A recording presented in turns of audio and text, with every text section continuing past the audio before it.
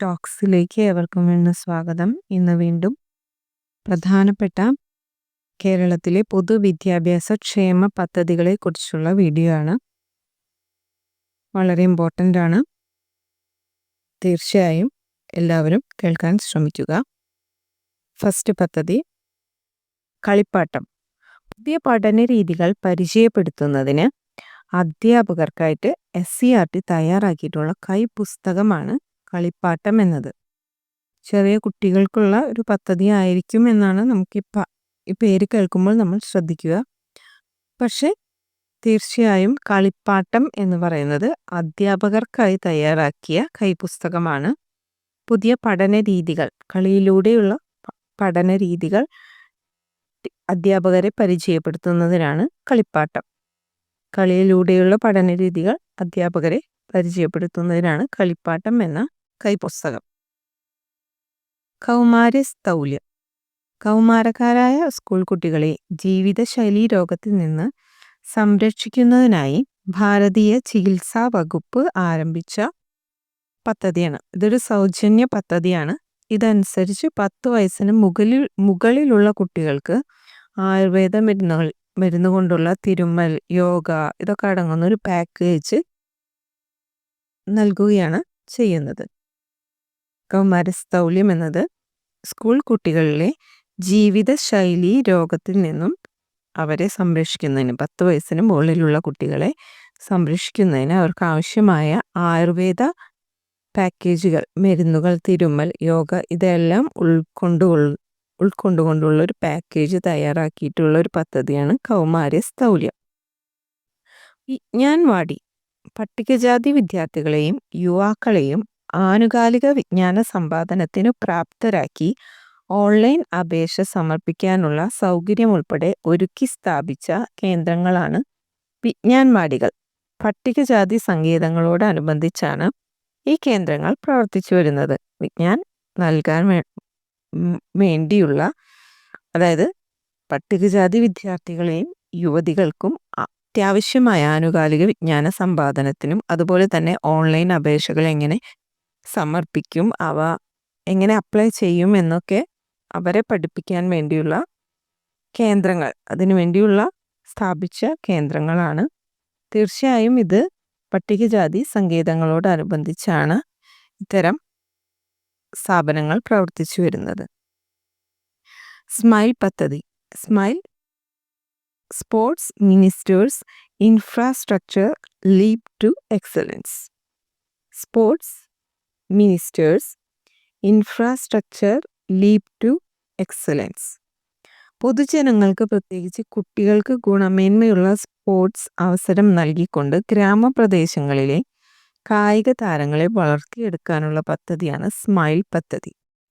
2013 ഇത് ആരംഭിച്ചിട്ടുള്ളത്. Vithura government higher secondary സ്കൂളിലാണ് പദ്ധതി ആദ്യം നടപ്പിലാക്കിയത്. രണ്ടാമത് നടപ്പിലാക്കിയത് പത്തനാപുരത്താണ്. സ്മൈൽ പദ്ധതി 2 എണ്ണമാണ്. 2 സ്മൈൽ എന്ന പേരുള്ള 2 പദ്ധതികളുണ്ട്. ഒന്ന് സാധാരണക്കാരായ ഗ്രാമപ്രദേശങ്ങളിലെ കുട്ടികൾക്ക് കായിക താരങ്ങളായി വളരാനുള്ള ഒരു അവസരം ഒരുക്കിയെടുക്കുന്ന പദ്ധതി. രണ്ടാമത്തേത് കേരള പോലീസിൻ്റെ പദ്ധതിയാണ്.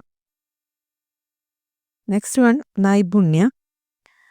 സംസ്ഥാനത്തെ ഹയർ സെക്കൻഡറി തലത്തിലുള്ള വിദ്യാർത്ഥികൾക്ക് പഠനത്തോടൊപ്പം എന്തെങ്കിലും തൊഴിൽ പരിശീലനം നൽകുന്ന പദ്ധതി.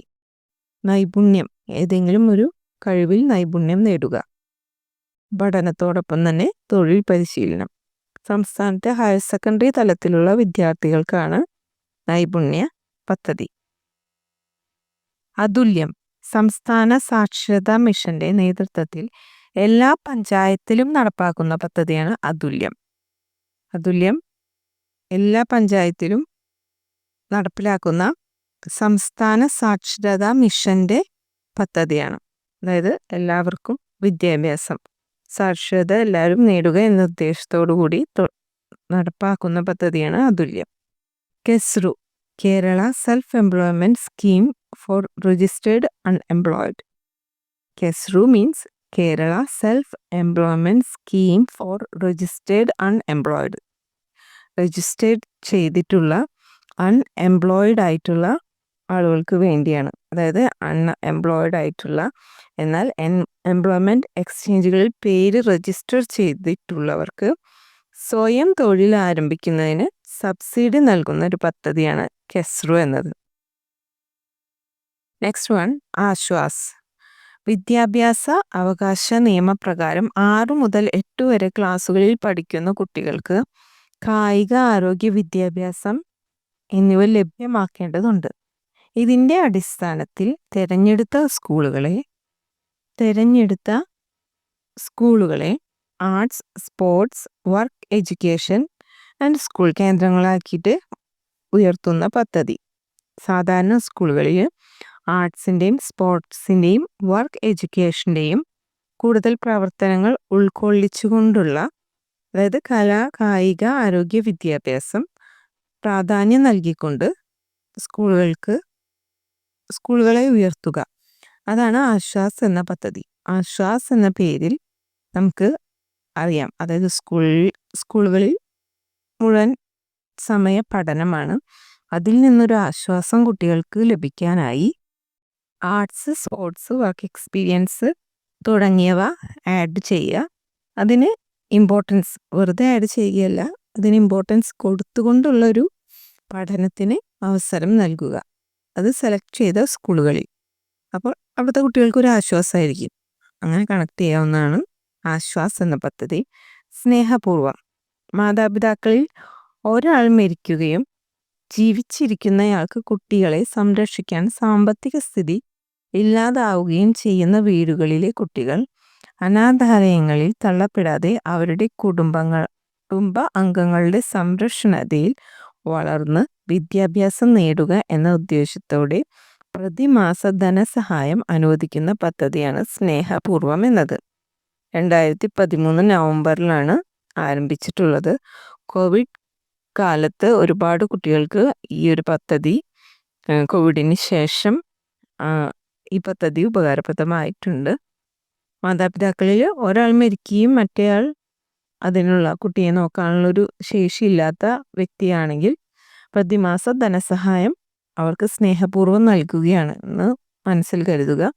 സ്നേഹപൂർവ്വം എന്നാണ് പദ്ധതിയുടെ പേര്. കരുത്ത്.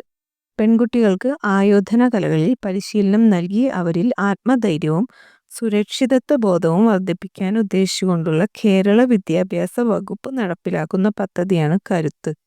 പെൺകുട്ടികൾക്കാണ് ആയോധന കലകളിൽ പരിശീലനം നൽകുക എന്നതാണ് ലക്ഷ്യം. ദിശ ഹെൽപ്പ് ലൈൻ. പരീക്ഷാകാലത്ത് കുട്ടികൾ നേരിടുന്ന മാനസിക സമ്മർദ്ദങ്ങൾ ഫലപ്രദമായി നേരിടാൻ അവരെ പ്രാപ്തരാക്കാൻ വേണ്ടി ആരംഭിച്ച പദ്ധതിയാണ്. കൗൺസിലർമാരുടെ സേവനം 24 മണിക്കൂറും ലഭ്യമാണ്. ദിശയുടെ ടോൾ ഫ്രീ നമ്പറാണ് 1056 എന്നത്. Reach. Resource enhancement academy four career heights. Reach ചെയ്യുക, ഉന്നതങ്ങളിൽ എത്തിച്ചേരുക എന്നുള്ളൊരു ഐഡിയയോടുകൂടി നമുക്ക് ഈ പദ്ധതി എന്താണെന്ന് നോക്കാം. സ്ത്രീകളുടെ തൊഴിൽ മേഖലയിലെ ഉന്നമനത്തിനായി സർക്കാർ മേഖലയിൽ തന്നെ ഇന്ത്യയിലെ ആദ്യത്തെ ഫിനിഷിംഗ് സ്കൂളാണ് റീച്ച് എന്ന് പറയുന്നത്. +2 കഴിഞ്ഞ പെൺകുട്ടികൾക്ക് പരിശീലനം നൽകി പ്ലേസ്മെൻറ്റ് ഉറപ്പാക്കുകയാണ് ഇതിൻ്റെ ലക്ഷ്യം. തിരുവനന്തപുരത്തും കണ്ണൂരിലെ പിലാത്തറയിലുമാണ് റീച്ച് സ്ഥിതി ചെയ്യുന്നത്. റീച്ച് ഉന്നതിയിൽ എത്തിച്ചേരുക, അത് പെൺകുട്ടികളാണ്. അപ്പോൾ അവർ +2 കഴിഞ്ഞതിന് ശേഷം സർക്കാർ മേഖലയിൽ തന്നെ ഒരു ഫിനിഷിംഗ് സ്കൂൾ ആരംഭിക്കുകയാണ്. അവർക്ക് വേണ്ടി +2 കഴിഞ്ഞ കുട്ടികൾക്ക് പരിശീലനം നൽകി പ്ലേസ്മെൻറ്റ് ഉറപ്പാക്കാനായി. ഈ ഒരു പദ്ധതിയുടെ പേരാണ് റീച്ച്. നവപ്രഭ. പല കാരണങ്ങളാൽ പഠനത്തിൽ പിന്നോക്കം നിൽക്കുന്ന 9ാം ക്ലാസ്സിലെ വിദ്യാർത്ഥികളുടെ പഠന നിലവാരം മെച്ചപ്പെടുത്തുന്നതിന് സംസ്ഥാന വിദ്യാഭ്യാസ വകുപ്പ് ആവിഷ്കരിച്ച പദ്ധതി നവം 9. അപ്പോൾ 9ൽ പഠിക്കുന്ന കുട്ടികളുടെ നവപ്രഭ. ശ്രദ്ധ. പഠനത്തിൽ പിന്നോക്കം നിൽക്കുന്ന 5, 8 ക്ലാസ്സിലെ വിദ്യാർത്ഥികൾക്കാണ് ശ്രദ്ധ. പഠന നിലവാരം മെച്ചപ്പെടുത്താനായിട്ട് വിദ്യാഭ്യാസ വകുപ്പ് ആരംഭിച്ചതാണ്. ഇപ്പോൾ അത് +2 വരെ നീട്ടിയിട്ടുണ്ട്. ആദ്യം ആരംഭിക്കുമ്പോൾ 2, 5, 8 ക്ലാസ്സിലെ കുട്ടികൾക്കായിരുന്നു പദ്ധതി. ശ്രദ്ധ. അവർക്ക് അല്പം കൂടി ശ്രദ്ധ നൽകി പഠനത്തിൽ മുന്നോട്ട് കൊണ്ടുവരിക എന്നാണ് അതിൻ്റെ മീനിങ്.